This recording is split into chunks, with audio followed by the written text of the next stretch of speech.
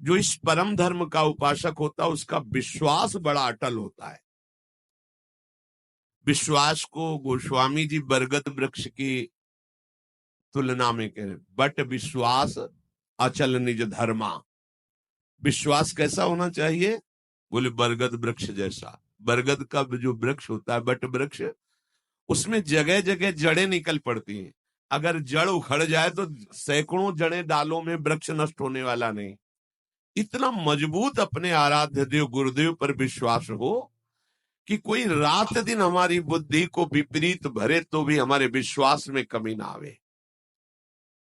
भगवद आश्रित का चमत्कार विश्वास होता है। हमें विश्वास है, बस ये बात तुम्हारी कोई छीनने न पावे तुम्हारे हृदय से। भेजे जाएंगे माया के पार्षद तुम्हारे विश्वास को नष्ट करने के लिए, और जब माया के पार्षद आते हैं तो तुम्हारे सामने दृश्य भी वही रख देते हैं। किसी भी दृश्य को पॉजिटिव और निगेटिव समझाने में 1 मिनट केवल लगता है। उसी को पॉजिटिव रख सकते हो, उसी को निगेटिव कर सकते हो। ये बुद्धि की कला होती है। तो माया जब किसी को भेजती है तो तुम्हारी सकारात्मक सोच और सकारात्मक दृश्य को नकारात्मक सोच और नकारात्मक दृश्य से पुष्ट कर देगी। आपको लगेगा हाँ बात तो सही है, अच्छा ऐसा, हम तो इसको ऐसा समझ रहे थे। नहीं नहीं, तुम गलत समझ रहे थे। और नकारात्मक सोच देने वालों का प्रभाव बहुत जोर का पड़ता है, क्योंकि पीछे हमारा नकारात्मक सोच से ही संबंध रहा है। देखो, हम आप तो जीव कोटि के हैं, जो ईश्वर की लीला में सम्मिलित हुए हैं, उनके ऊपर नकारात्मक सोच का प्रभाव बढ़ जाता है। हृदय में आपका विश्वास दृढ़ होना चाहिए। हमें प्रभु ने स्वीकार कर लिया है, हम प्रभु के हैं, हमारा निश्चित इसी जन्म में कल्याण हो जाएगा। जब नकारात्मक सोच वाले आपको इस विश्वास दिलाने के लिए आवे तो आपको बहुत सावधान हो जाना है। हमारे आपकी क्या बात, भगवत लीला में भी नकारात्मक सोच का प्रभाव पड़ जाता है। माता कैकेयी जी से जब मंथरा जी कहती हैं, तुम्हें पता है कल प्रातः राम को राज्याभिषेक होने वाला है चक्रवर्ती सम्राट पद पर? तो हाँ, बोल तुझे क्या चाहिए मेरे लाडले राम, राजा बनेंगे, आज तू प्राण मांगे तो भी दे दे। आप समझ नहीं, मैं आपके साथ आई हूं मायके से, आपकी प्रियदासी हूं, और सब जगह मैं जाती हूँ सुनती हूँ। तुम तो महल में रहती हो, तुम्हें पता नहीं। ये षड्यंत्र रचा जा रहा है। कल राम राजा बनेंगे, भरत को बंदी बना के जेल में डाल दिया जाएगा और आपको कौशल्या की दासी होना पड़ेगा। कहीं कुछ नहीं है, कुछ नहीं। दुष्टा कहीं की, तेरी जबान काट लूंगी दोबारा अगर ऐसा बोली।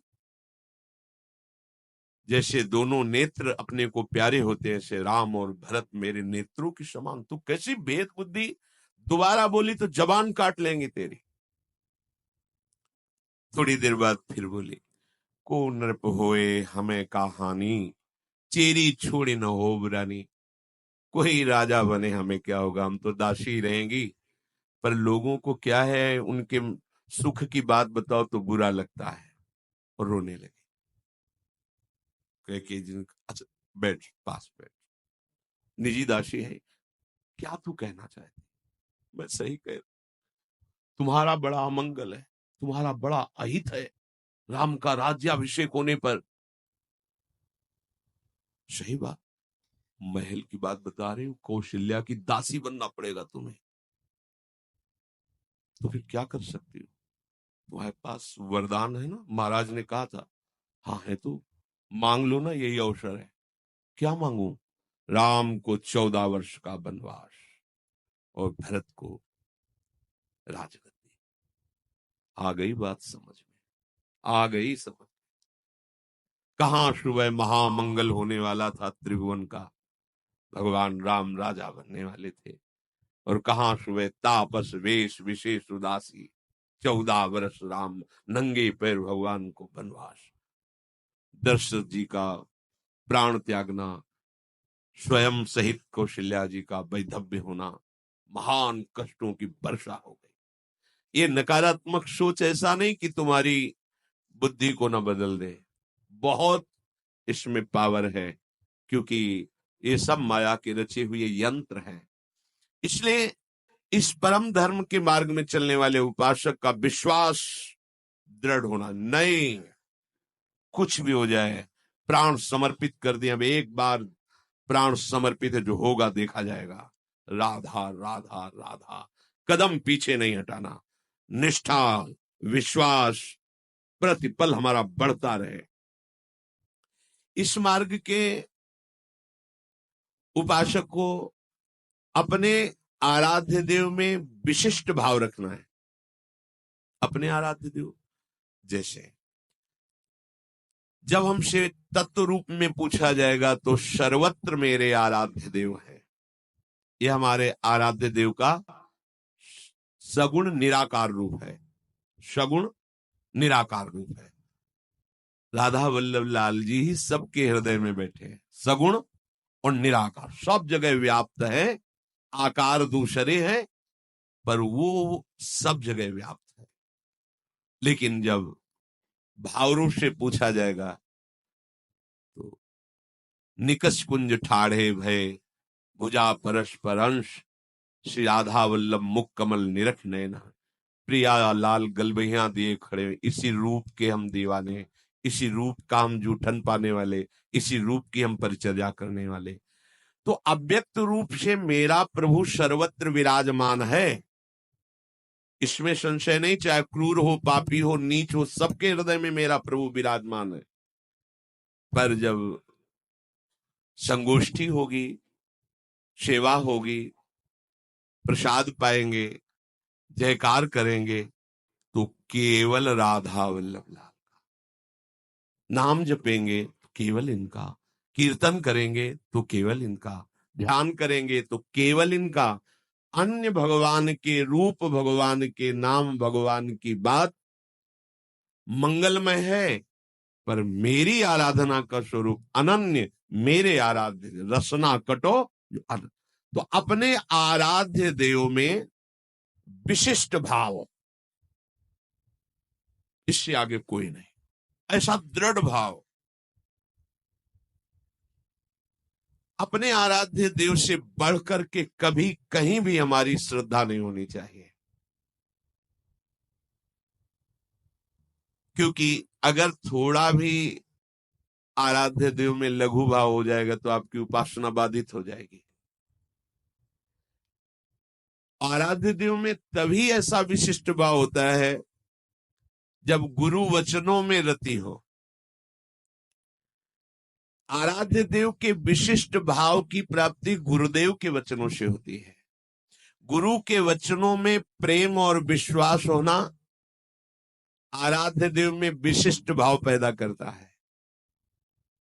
बिना इसके आराध्य देव में विशिष्ट भाव रूपी सिद्धि प्राप्त नहीं होती। गुरु के वचन प्रतीति न जेहि, सपने हो सुगम न सुख सिद्धि ही। जो गुरु के वचनों में विश्वास नहीं करता, उससे स्वप्न में भी न सुख मिलता है, न साधना की सिद्धि होती है। गुरु गदित वचन शिष्य सत्य अति दृढ़ प्रतीति गाढ़ो गयो। गुरु के श्रीमुख से निकले हुए वचन को सत्य मानकर विश्वास पूर्वक, दृढ़ता पूर्वक पकड़ ले तो बस बात बन गई। बड़ा चमत्कार प्रकट हो जाता है। एक बार एक शिष्य जो निरंतर सेवा में गुरु जी की रहते थे, जब ये फसल का समय आता है तो साल भर के लिए अन्न भिक्षा से मांग लाते थे और गुरु की सेवा में तो भिक्षा मांगने के लिए 10-15 दिन तो लग ही जाते थे। तो कई शिष्यों के साथ वो निकले तो गुरु जी ने कहा, जाओ एक बात कहनी थी, हमारे हृदय में थी, पर ये तुम विचरण करके आ जाओ, भिक्षावृत्ति करके, फिर हम तुम्हें बताएंगे जो आज्ञा। विचरण करके आए तो आश्रम में भीड़ लगी थी। विमान में गुरुदेव का शरीर पधराया जा चुका था। उन्होंने पूछा क्या हो गया? बोले आपके गुरुजी पधार गए। ऐसा नहीं हो सकता। गुरुदेव ने कहा था कि तुम लौट के आओगे तो तुम्हें हम एक बात अपने हृदय की बताएंगे। ऐसा कैसे हो सकता है?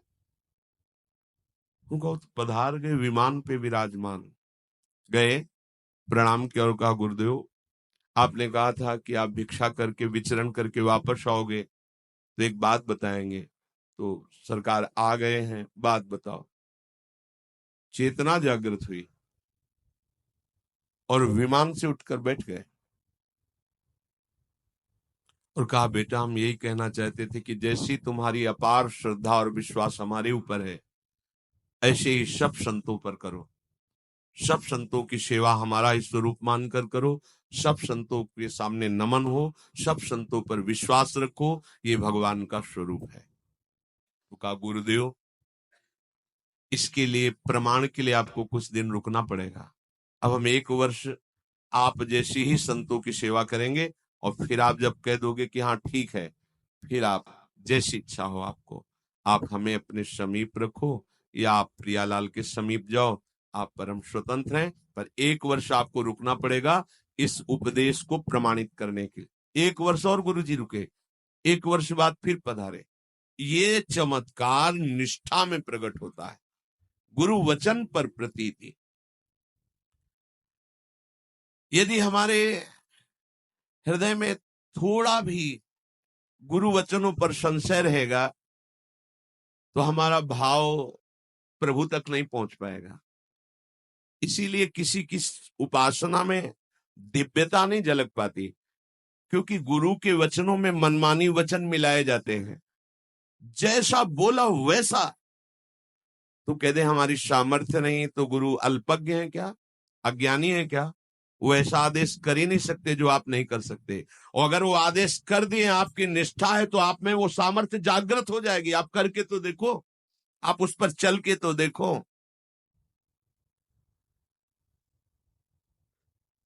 एक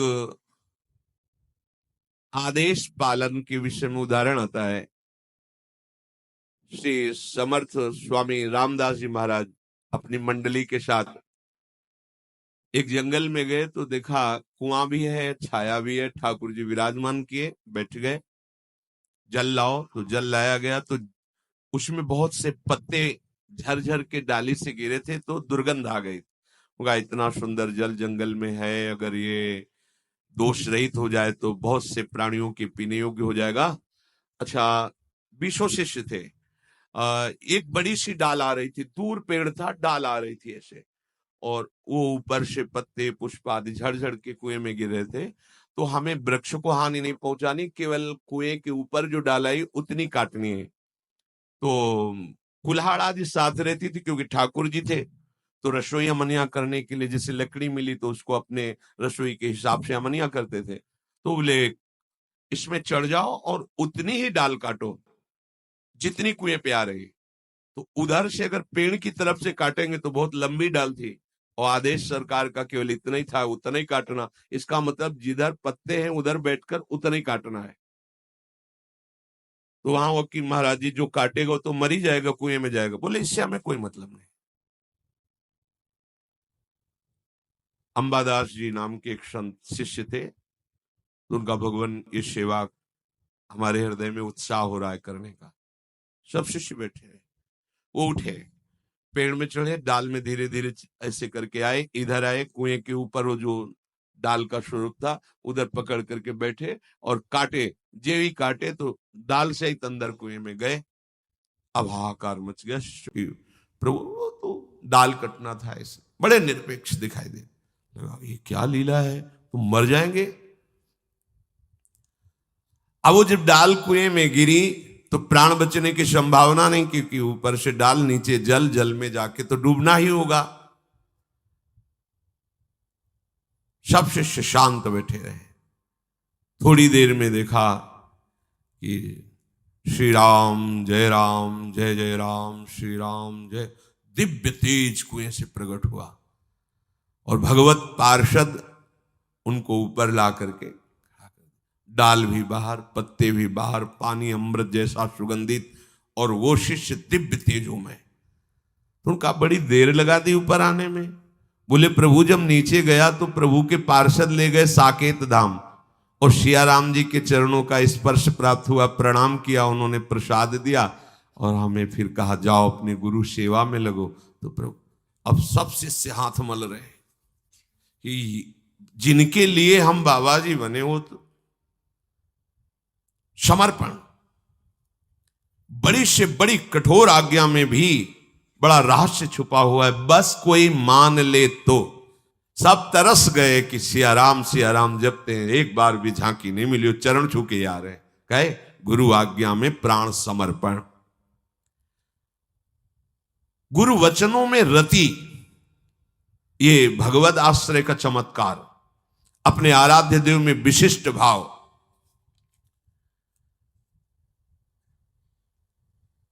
जिसने भगवान नाम को और भगवद आश्रय को स्वीकार कर लिया उसे कभी कहीं भी कोई डिगा नहीं, और उसके सामने छल कपट नहीं चल पाएगा।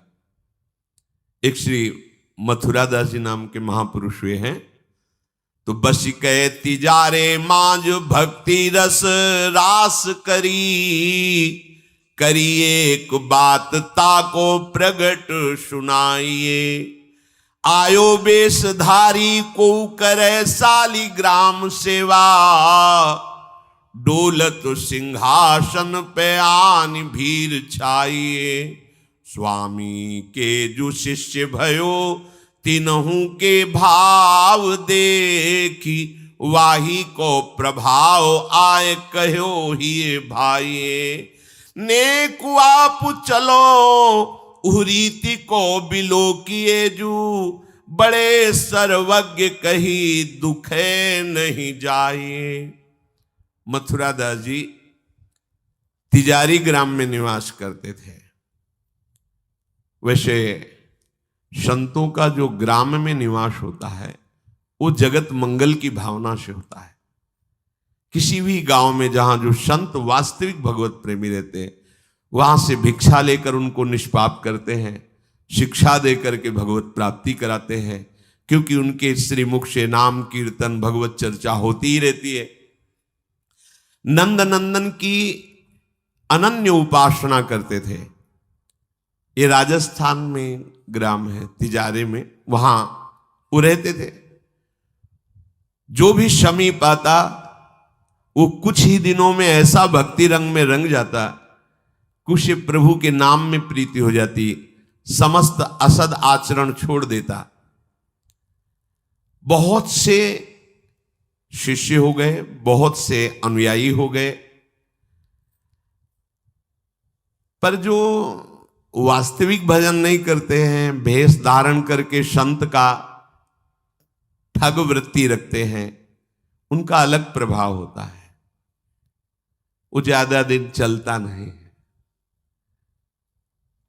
हम कहते हैं नाम घोष से क्या नहीं हो जाएगा, नाटक करने की क्या जरूरत है। अरे हम प्रभु के बहुत बड़े प्रिय दास हैं, तो जो कुछ चाहिए प्रभु अपने आप देंगे। काहे किसी के आगे नाटक करे, छल फैला। किसके आगे? जो बेचारे हैं, ये सब मारे हुए हैं कर्मों के, भोग वासना से जल रहे हैं, और तुम भगवत पार्षद हो करके बात बनी नहीं। तो एक उसी नगर में उनका प्रभाव सुनकर भेषधारी जो बहुत बड़े तांत्रिक थे, मारण आदि का प्रयोग करने में बड़े सफल थे, पर भेष साधु का रखे हुए थे, अपना प्रभाव दिखाने के लिए वहां उस गांव में पहुंचे। पहचानना बड़ा कठिन होता है। साधु और वेशधारी दोनों में पहचान बहुत कठिन होती। जब तक आप साधु नहीं हो तब तक आप साधु को नहीं पहचान सकते हो, क्योंकि जो वेशधारी स्वांग करेगा वो साधु से भी अच्छा करने की चेष्टा करेगा, क्योंकि स्वांग कर रहा है ना, तो बड़े बड़े भ्रमित हो जाते हैं। दर्शन भक्त अनूप सेवक जी ने लिखा है, पर रूप न शोभित प्रीति बिनु, और प्रभाव उनका ऐसा भरम भटकत भूप, बड़े बड़े राजा भ्रमित होकर उनके शिष्य बन जाते हैं। वेश का ऐसा प्रभाव है। इसीलिए भगवत रसिक जी ने एक पद में लिखा है, भेषधारी हरि के उर शालें। जो वेश केवल बनाया है रुपया पैसा के लिए, भोगों के लिए, हमें तो लगता है नहीं बनाना चाहिए, और काम कर लेना चाहिए, क्योंकि इसमें शुद्ध संतों को गालियां पड़ती हैं, शुद्ध भगवत मार्ग के पथिकों का अपराध बनता है, जिससे तुम कुल परंपरागत नष्ट हो जाओगे। जो वेश धारण करके संतों को गालियां दिलाते हैं, कुल परंपरागत नष्ट हो जाएंगे। क्योंकि जैसे आपकी श्रद्धा है किसी संत वेश पर, और आपकी श्रद्धा टूटी, गलत आचरण हुआ, तो आप ही कहोगे सब ऐसे संत होते हैं, ऐसी गालियां दोगे, ऐसा अपराध करोगे, उसका मूल कारण वो बना वेशधारी, इसलिए उसका सर्वनाश होगा। तुम्हारा तो पतन हो ही गया, उसका सर्वनाश हो जाएगा। भगवत ऋषि जी ने जहां भगवत महिमा, संतों की महिमा लिखी है, वहां एक दो पद ये भी लिखे हैं कि वेशधारी हरि के उर शालें। वेश जो केवल कपट वेश बनाए हैं, वो भगवान के हृदय में बड़ा दुख पैदा करते हैं, क्योंकि दासत्व तो भगवान का ही लिए है ना। बोले ये लोग दंभी, लोभी, कपटी, नट से शिष्णोदर को पाले। शिष्ण कहते हैं जनेन्द्री को, उदर कहते हैं रसेंद्री को। उदर का संबंध रसेंद्री से, मतलब रसेंद्री के स्वाद से पेट भरते हैं, और जनेन्द्री भोग के लिए लालायित रहते हैं। पर ये भेष धरे होते हैं भगवान के दासत्व का, साधुता का। बोले गुरु बने घर घर में डोले, नाम धनी का बेचें, परमारथ सपने नहीं जाने, पैसा नहीं को खींचे। कंठी जेबे में रहती है, घर घर में जाकर के कंठी बांधना, रुपए लेना, फसाओ फसाना। परमार्थ खुद नहीं पता, स्वप्न में नहीं जानते कि परमार्थ किसे कहते हैं। परमार्थ का ककारा नहीं आता, और लाखों कंठिया बांध के अगर एक एक देगा तो 1 लाख तो हो ही गए ना, बढ़िया है। हमने तो आज तक ऐसे साधु कभी एक नहीं देखे जो साधु रहे हैं, खुद और दे ऐसे देखा है, ऐसे करते नहीं। पैसे देने वाले का आदर कभी साधु के यहां नहीं होता। अगर आदर हो रहा है तो साधुता में कच्चाई है। धनी, अभिमानी, पदाधिकारी, पैसों वालों का आदर साधु के यहां नहीं होता। अगर होता है तो कच्चाई है, सच्चाई नहीं है। सच्चाई होगी तो जान रहा है कि जिसके द्वारा भेजा गया है, हम उसको देख रहे हैं। तेरे को क्या दे, तेरे को लग रहा है तो हमने एक बार कसम खवाई थी, 3 बार कहा था तुम्हें तुम्हारे आराध्य देव की कसम है, अगर ऐसा लगता हो कि यहां तुमसे पोषण होता कभी मत देना। क्योंकि हमें पता है हमारा भरण पोषण हमारे गुरु से होता है, आचार्य से होता है, इष्ट से होता है। जिसने सृष्टि बनाई वो तुमसे सहयोग नहीं लिया है, अकेले बना लिए। तो हमारा भरण पोषण करने के लिए तुम्हारे जैसे को निमित्त बनाने की जरूरत नहीं है। वो तो तुम्हारे सौभाग्य उदय करने इसलिए निमित्त बना दिया। नहीं, वो ऐसे भी जो स्वर्ण का पहाड़ है 4 लाख योजन का, कितने सुनार लगे उसको बनाने में है? अरे वो एक क्षण में सब कर तुम, अकर तुम, अन्यथा कर तुम। इसके लिए खोए रतन फिरत जे, घर घर कौन काज ऐसे जिए, हरिवंश चंद्र जी महाराज कह रहे।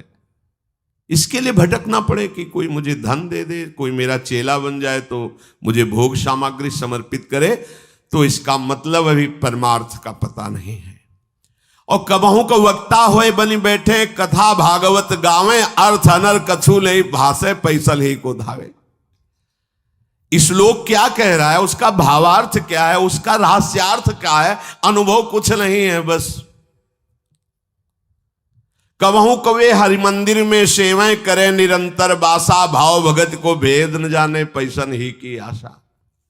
नाचे गावे चित्र बनावे, कहे काव्य चटकीली, साच बिना हरि हाथ ना आवे, रहनी है सब ढीली। बिन विवेक वैराग भक्ति बिन सत्य नये को मानो, भगवत विमुख कपट चतुराई सोपा खंडई जानो। वेशधारी हरि के, उसको सहन नहीं हुआ मथुरा दास जी की भक्ति का प्रभाव, हजारों लोग अनुयायी, हजारों लोग शिष्य बन गए। तो अब वो तांत्रिक था, तंत्र मंत्र का उसे बहुत ज्ञान था। श्री मथुरा दास जी जिस नगर में रहते थे, वहां वो जाकर अपना नाटक शुरू किया। उसने सब जगह प्रचार प्रसार किया। मैं गंडकी नदी में 12 वर्ष तक खड़े होकर के तपस्या करके आया हूं, केवल दूध का आहार करता था। उसके प्रभाव से शालिग्राम भगवान हमारे बस में हो गए। और आप सबको मैं दिखा सकता हूं कि शालिग्राम मेरे वश में है। देख लीजिए, सिंहासन लाता, बाहर रखता, हजारों की भीड़, ऐसे ऐसे करता तो वो ऐसे शालिग्राम उठते और नाचते हुए ऐसे ऐसे ऐसे फिर रख जाते, फिर ऐसे ऐसे ऐसे ऐसे। अब तो सबको आश्चर्य हो रहा, जैसे चुटकी बजा रहा है वैसे शालिग्राम की बटिया ऐसे ऐसे ऐसे। लोग, भीड़ कटने लगी, क्योंकि अब जैसे राधा राधा कहो, कोई जंतुर नहीं है, कोई भस्म नहीं है, कोई वादा नहीं है, तो फिर कम वहां तो दिखाई दे रहा ना ऐसे। देखो ये सब तो लगता है ना कि हाँ। अब हमसे पूछो कि हमारे मन में क्या चल रहा है, हमें नहीं पता है। हमें ये देखना है कि हमारे प्रियाजू के मन में क्या चल रहा है। मन मन की रुचि जानिने, मुझे अपनी लाडली की मन की जान के उनकी परिचर्या में रहना है कि तुम्हारे मन की जान के तुम्हारी परिचर्या में रहना है। हाँ, तुम यदि मन से ऊपर उठना चाहते तो हमारी बात मान लो, मन को अधीन करके, और मन के अधीश्वर भगवान में तुम्हारा प्रेम हो जाए, तुम्हारा जीवन कृतार्थ हो जाए। अब वहां नाम नंद नंदन का भजन पद्धति, तो जो कमजोर लोग थे उन्होंने कहा कि आज तक कोई चमत्कार तो दिखाया नहीं मथुरा दास जी ने। देखो ये हैं संत, 12 वर्ष से दूध पी के गंडकी नदी, 12 मिनट भी नहीं खड़ा होगा कभी। अब भेंट जो जितनी चढ़ाएगा उतने उसके दुख नष्ट होंगे। अरे भैया वहां तो रुपया सब समेटता, फिर दूसरे मोहल्ले में, पूरे गांव में अब तो जय जयकार, शालिग्राम भगवान को नचा। कोई सेवा की सामग्री लेने गए थे मथुरा दास जी की श्रीअंग सेवा में जो रहते थे संत जन, उन्होंने देखा, वो आए, बोले महाराज एक बड़ा चमत्कारी महात्मा आया, वो कह रहा 12 वर्ष से हम दूध पीकर गंडकी नदी में, वो ऐसे ऐसे करता है तो साल। तो बोले भैया भक्त तो हो ही नहीं सकता, भक्त भला भगवान को अपना प्रदर्शन क्यों बनाएगा और उसके बदले में भेंट लेकर के, ये तो नाटक है भैया। वो देखे भी नहीं थे, बोले ये तो नाटक है, कोई संत ऐसा नहीं कर सकता, कोई भक्त ऐसा, कोई संप्रदायाचार्य से दीक्षित वैष्णव मार्ग में चलने वाला, ये तो अपराध है। तो उनका महाराज जी तो हजारों लोग वहां प्रभावित हो रहे, अच्छा है भगवान उस रूप में। बोले नहीं महाराज, फिर सत्य मार्ग के प्रकाशित करने के लिए आप यहां विराजमान, अगर उसका कपट पाखंड चला तो हजारों लोग धोखे में हो जाएंगे, चलो आप एक बार उसके सामने।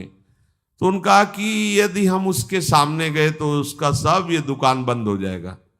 बोले महाराज जी आप जरूर चलो, क्योंकि आपके चलने से यदि लोगों की श्रद्धा भगवान में वास्तविक लगे तो आप भी तो यही चाहने के लिए यहां गांव में वास कर रहे हो। उनको बड़ा दुख हुआ कि एक तो उसको दुख होगा, उसका नाटक बंद होगा, दूसरा कि वो जान क्यों नहीं रहा है जिन भगवान को तुम नचा रहे हो, अगर वास्तविक उनके तुम सेवक बन जाओ तो तुम्हें सब कुछ प्राप्त हो जाएगा। शालिग्राम भगवान श्री हरि ही है, कोई और नहीं है।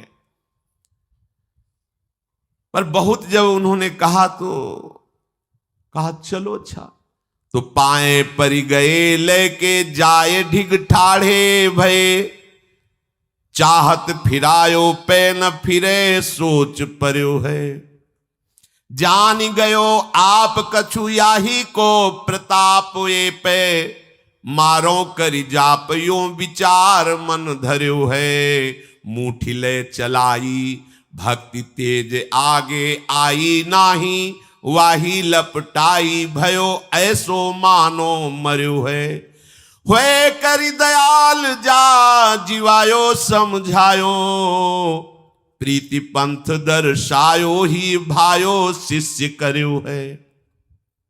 सभी शिष्यों ने चरण पकड़ करके मथुरा दास जी को मनाया कि आप वहां चले। तो आप गए, सादे वस्त्र एकदम सहज स्वरूप साधु का, जाके भीड़ भी इनके साथ है कि भाई मथुरा, उनका भी प्रभाव था तो बहुत सी भीड़ साथ गई।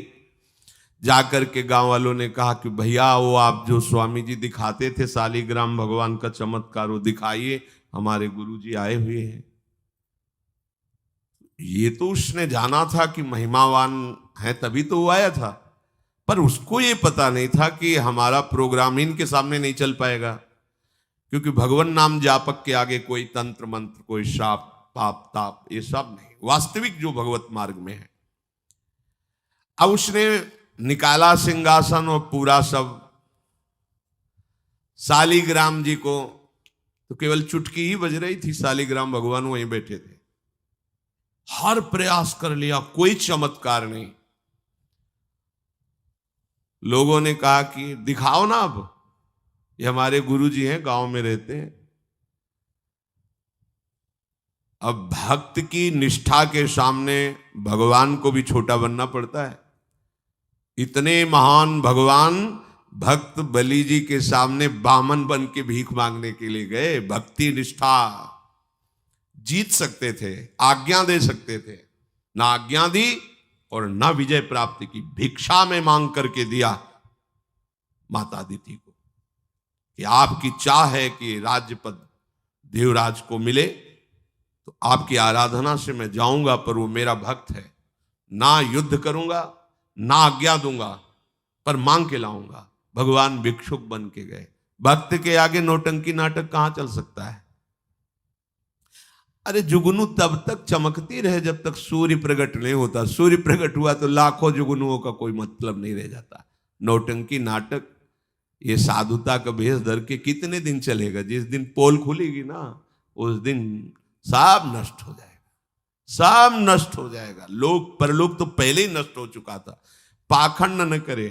हम कह रहे तुम्हें धन चाहिए, तुम्हें सम्मान चाहिए, राम राम भजो, कृष्ण कृष्ण भजो, हरि हरि भजो, विश्व नमन करेगा, ईमानदारी से भजो। हमने ऐसे संत भगवान देखे, ककहरा नहीं पढ़े, कुछ नहीं जानते, बस एक ओम, दुई ओम, तीन ओम, चार ओम ऐसे जपते, और लोग न्यौछावर थे, सीधे सरल ओम ओम, राम राम, कृष्ण कृष्ण, साफ सिद्ध। कबीरदास जी जैसे वहां पर राम राम राम राम। श्री स्वामी सत्संगानंद जी महाराज बक्सर, बस इतने। जब कोई बेटा राम राम, ऐसे लगते थे कि मतलब इनको पी जाएं, अपने हृदय में रख ले। इतने दुलारे वयोवृद्ध थे, ऐसा सुंदर रूप, ऐसी कोमलता, ऐसा आकर्षण, बस राम राम राम राम। अरे प्रभु के नाम में क्या नाटक करने की जरूरत क्या है? पाखंड कर। प्रभु महालक्ष्मी पति हो, तुम्हें लक्ष्मी ही चाहिए तो वो सब दे देंगे। काहे को नाटक करे? काहे को किसी को भ्रम में डाले? तुम भ्रम में हो, दूसरे, अरे भैया तुम राम राम जपो, कृष्ण कृष्ण जपो, तुम्हारा मंगल इसी, बस इसी में मंगल होगा, दूसरा मंगल कर ही नहीं सकता। अब उनके प्रभाव से उनका कुछ नहीं हुआ। अब तो लोग कहने लगे दिखाओ ना, इसका मतलब तुम नाटक कर रहे थे। अब सबके सामने उसका मान नष्ट हुआ, उसका सब तंत्र बेकार हो गया। कुछ लोगों ने कहा पकड़ो और मारो इसको, पीटो, बहुत नाटक करके रुपया कमा लिया, सब छीन लो, धन छीन लो। किसी ने कहा मार पीट के इससे न्यायाधीश के, पुलिस डिपार्टमेंट को दो। ये मथुरा दास जी ने सबसे कहा देखो अगर हमको लाए हो तो हमारी बात मानो, इनको किसी भी तरह का कष्ट मत दो, कोई भी बंधन नहीं। और उनसे कहा भैया आप जिसका नाटक कर रहे हो ना, अगर सत्यता से इसे मान लो तो जिन लोगों ने रुपए चढ़ाए ये बहुत थोड़े हैं, वो तुम्हें निहाल कर देगा। सत्यता से भजन करो, ये काहे को नाटक करते हो? इतना कह के वो चले गए। पर उसको समझ में नहीं आया। उसने कहा अच्छा तुम अपनी दिखा दी, अब मेरी देखना। सबके बीच में कहा तुमने अपनी दिखा दी, अब मेरी। मूर्ख को समझ में नहीं आता। उसने कहा ठीक है तुमने दिखा दिया, अब कल सुबह तक तुम देखना कि मैं तुम्हारा क्या करता हूं। क्योंकि उसे मारण का प्रयोग आता था। अब ये क्रोध उत्पन्न हो जाए तो राक्षस बना देता है, और क्रोध उत्पन्न होता है कामना से, और उसकी कामना सब नष्ट हो गई ना, सब किया कराया सब माटी हो गया, क्योंकि लाखों लोग प्रभावित हो रहे थे। अब वो क्रोध के वशीभूत होकर तामसी जप करने लगा। तामसी जप होता है विनाशकारी। अपवित्र सिद्धियां उसके पास थी। पवित्र सिद्धियां भी होती है जो दूसरों का मंगल करती है, अपवित्र सिद्धियां होती हैं जो दूसरों का नाश करती हैं। उसने मारण विद्या का अनुष्ठान किया, जिसे देहाती भाषा में मूठ कहते हैं। आज मैं इस अभिचार से उस महात्मा का सर्वनाश कर दूंगा। भूल भूल भारी भूल। जो साधु की मीच तक है वो उसी मीच से मरता है। ये तो समझ में ही नहीं आया। सरस्वती जी को देवता और ब्रह्मा जी सब प्रार्थना कर रहे हैं कि अयोध्या वासियों की बुद्धि तो बदल दी, वापस गए। भरत जी आ रहे हैं, इनकी बुद्धि बदल दो, नहीं भरत जो कहेंगे वही राम करेंगे। तो दिमाग पलट गया है भरत की बुद्धि। अरे प्रभु का इशारा था इसलिए अयोध्या वासियों की बुद्धि बदल दी। भरत जी के विषय में सोचोगे भी तो नष्ट हो जाओगे। महाप्रेमी भरत के विषय में सोचना ही तुम्हारे लिए अमंगल हो जाएगा। और हम क्या, करोड़ों सरस्वती भी हो तो भरत की भाव भरी भक्ति में बाधा नहीं पहुंचा सकती। अब उसने प्रारंभ किया बैठ करके आसन में मूठ का। एक खप्पर जैसी आकृति प्रकट होती है और उसमें जाजुल्यमान तेज होता है। और वो जहां जाएगा तो जिसके पास जाना है वहीं शुरू हो जाएगा उसका खून पोकना, नीचे से शौच द्वार से मुंह से खून की उल्टी आना, उसके पहुंचते पहुंचते और जहां पहुंची तो वो नष्ट हो जाएगा, मर जाएगा और वापस चली जाएगी। वहां जाके प्रमाण देगी कि हम काम कर रही हैं।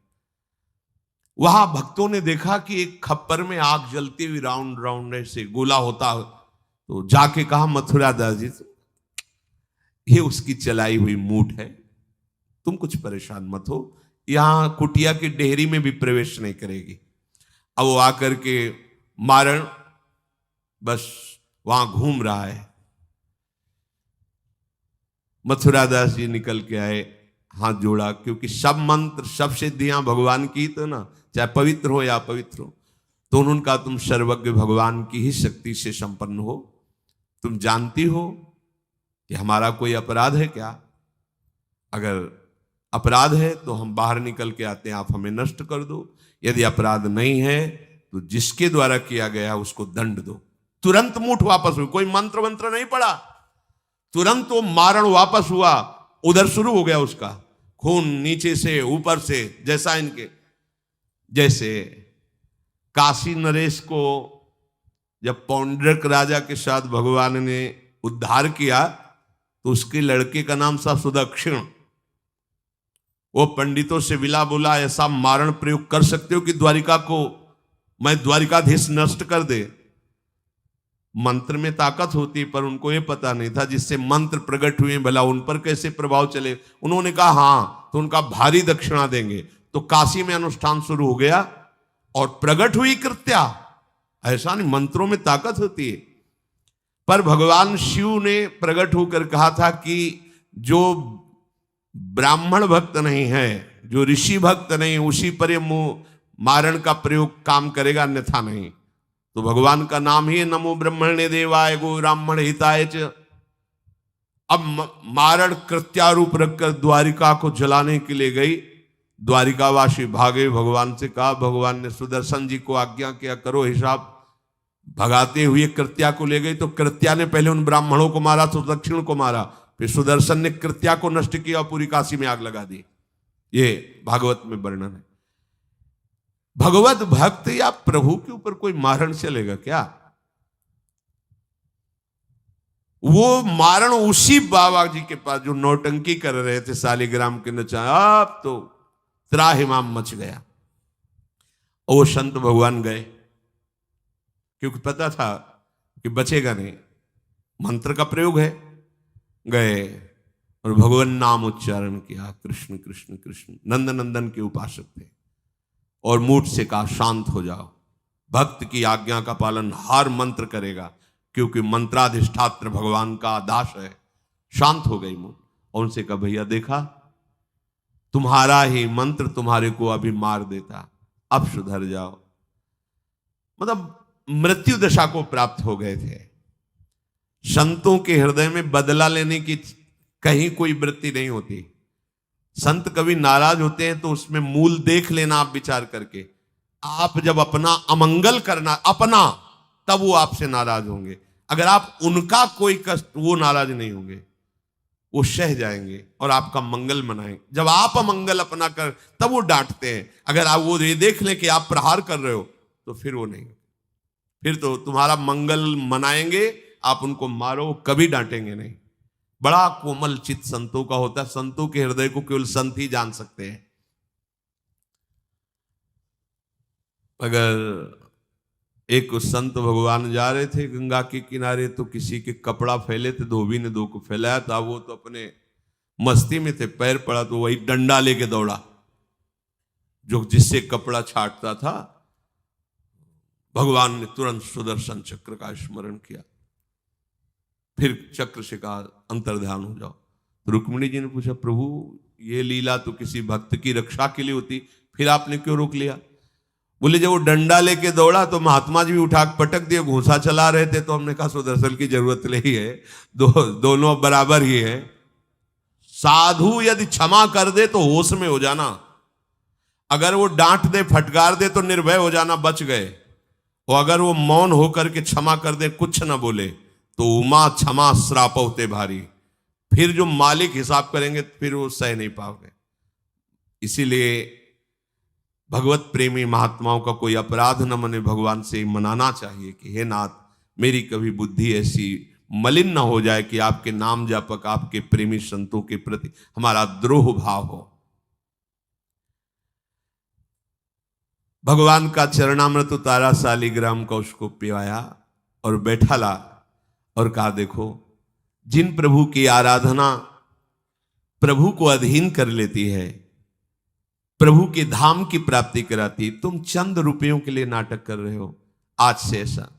वो चरणों में गिरा, कहा महाराज वास्तविक न मैं कभी 12 वर्ष गंडकी नदी में खड़ा हुआ हूं, न कभी दूध पिया हूं, मुझे पैसा कमाने का रास्ता अच्छा समझ में आया, इसलिए आज से मैं वास्तविक आपके चरणों का शिष्य बन करके भजन करूंगा, और हमारे द्वारा जो भी गलती हुई आप उसे क्षमा कीजिए।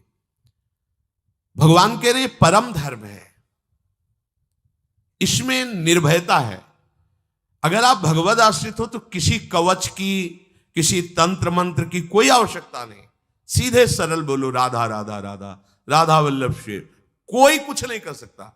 भगवान नाम में नमो नमः आदि कुछ भी ना लगे तो भी वो परम सामर्थ्यशाली है। हाँ, बस छल कपट मत करो, तुम्हें जो चाहिए लंबे समय तक नाम जप करते रहो, नाम पहले तुम्हारे पापों का नाश करेगा, जब तक पापों का नाश करेगा तब तक तुम नाम का फल नहीं देख पाओगे, और जिस दिन वो तुम्हारे अनंत जन्मों के पापों का नाश कर पाया, फिर तुम खुद दूसरों से कहोगे नाम जपो, इसी में मंगल है, खुद कहोगे, कहीं भटकने की जरूरत नहीं। परम सत्य परम सत्य परम सत्य, केवल भगवान नाम ही आपके दुख को दूर कर सकता है। कोई जंतुर मंतुर भस्म राख घोड़े की नाल या कुछ भी दो नौटंकी नाटक करके विश्व ब्रह्मांड में देख लो, आप भगवान के दास हो, भगवान के बच्चे हो, भगवान के अंश हो, कोई तुम्हारा बिगाड़ नहीं सकता। हां, तुम्हारा कर्म ही तुमको बिगाड़ता है। तो जब तक बिगाड़ने वाले कर्म जमा हैं, उनमें आग नहीं लगती, तब तक आपको नाम जपते हुए भी परेशानी लगेगी, और जिस दिन वो भस्म हो पाया उसी दिन तुम निहाल हो जाओगे। इंतजार करो उस दिन का, नाम जप करते हुए।